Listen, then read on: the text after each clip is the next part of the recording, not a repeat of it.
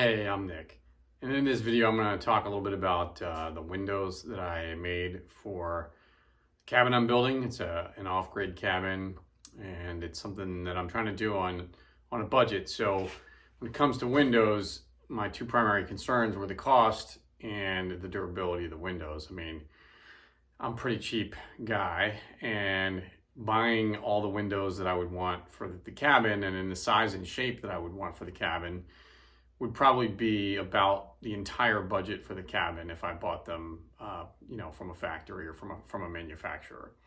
So I decided to make them myself. I kind of took a little bit of an unusual approach to it. It's something that might not be the best idea for everybody. I mean, it suits me, it suits the equipment that I have to make them, and the result that I was looking for.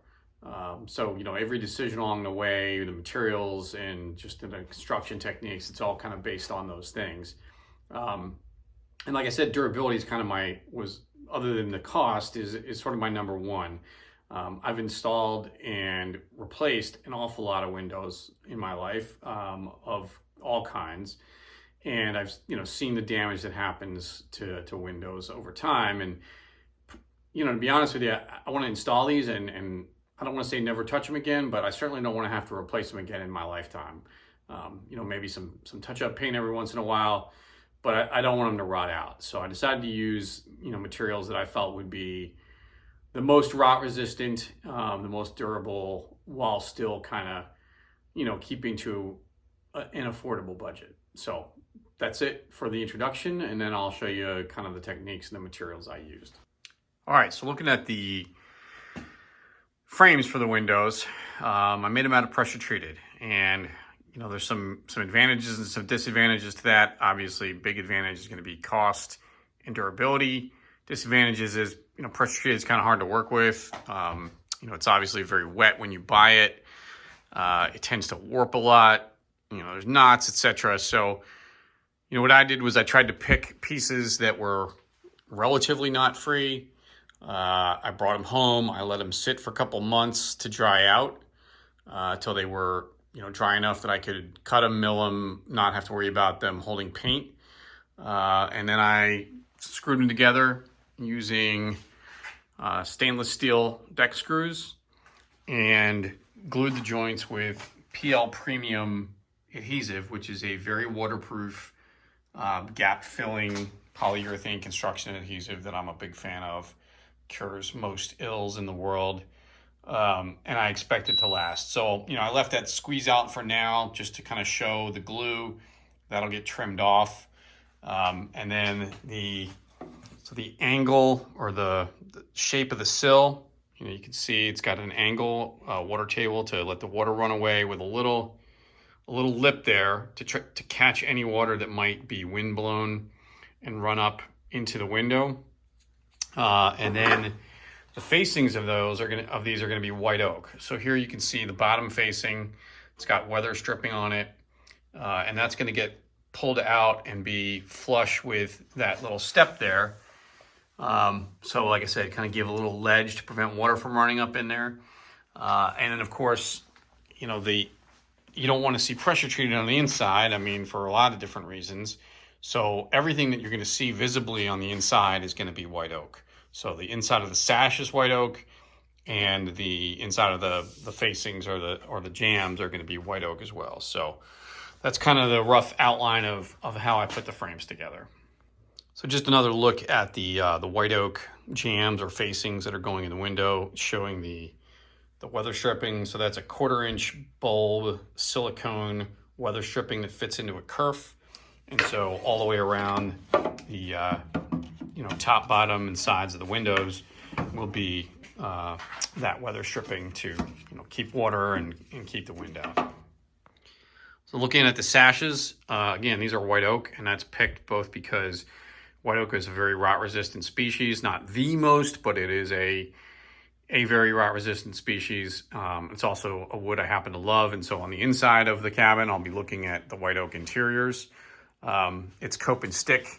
I don't know if you can really see that too well. You can see the joint right there, but cope and stick and glued together with Type Bond 3 waterproof glue. Also used Festool dominoes on it.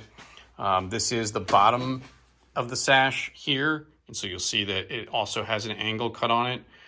This is the exterior face, so that matches the angle of the sill, and also, you know, helps keep water from running back up inside. The glazing, you know, will go on this lip. The lip is on the interior, and then there'll be, you know, glass stops or glazing stops that get screwed to the outside. So I used a 3-step process for finishing these. The first is I used a clear wood preservative. It's Wood Life Classic. You put it on, it sits for 24 hours, dries out, and you know, that helps resist any potential rot, and it also does help some paint adhesion. I think between the combination of white oak and the wood preservative, it's probably pretty unlikely to rot in my lifetime. Next is a coat of Benjamin Moore Fresh Start. Now this is because I'm painting the sash a dark color, a dark green, I had the primer tinted to as dark a gray as they could tint it. So it's a deep base primer, tinted dark gray, and that's both to, you know, help so you don't see through the coats of the green. You know, just provides a good base for it. You don't get any of that bleed through of the white.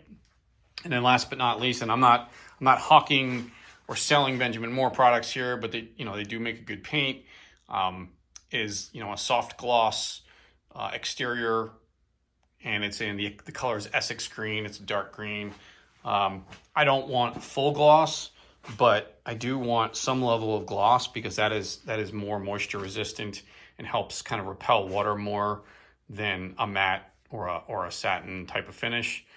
And then for the glazing, you know, very controversially decided to use polycarbonate. So this is 1/4-inch polycarbonate. You know, Lexan would be like the, you know, sort of commonly known name. Basically plexiglass, but a lot tougher. And I decided to do that for primarily cost reasons. Buying insulated lights for these windows would be very expensive. And for a lot of the windows that you're not seeing, this is a second floor window, they would have had to be tempered, which would make it even more expensive. Having, you know, a polycarbonate glazing means you don't have to worry about it being tempered. And part of it too is these are very hard to break. I mean, 1/4-inch Lexan is very strong. So in terms of, you know, if there ever was, God forbid, any vandalism or, you know, tree branches blown against the cabin or something there, the Lexan is extremely unlikely to break. It does scratch, but it can be polished out. I will say though that when I built the sashes, so they're 1 3/4 thick, I purposely made the depth of the glazing stop so that I could retrofit 3/4-inch insulated panels if I decided to do that in the future. You know, if I win the lottery and all of a sudden can just afford a ton of insulated glass, maybe I'll do that someday. So that is the sashes, and again, on the inside of the sashes, they're just going to get an oil finish, and they'll have that nice, beautiful white oak on the inside. Here is the finished window before installation, obviously. So it's got 1 coat of oil on the inside, showing the white oak and the jambs. It's got hardware installed. So got these casement stays and a casement door or casement window sash lock. And yeah.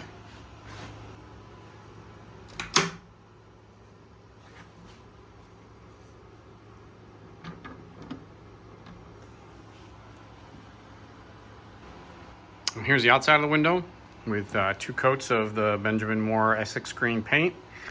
It's got stainless steel non-removable pin butt hinges, and the Lexan or polycarbonate glazing is in there with some clear silicone. And you know, one of the other details, got a little water table built in as one of the glazing stops, just to make sure that the water runs off, doesn't pool against the glass. All right, here's a couple video clips from some of the window installation, followed by some still pictures of some of the windows installed in the cabin. Hope you enjoyed the video. Hope it was useful or gave you some information that may help you in whatever your project is, and appreciate you watching.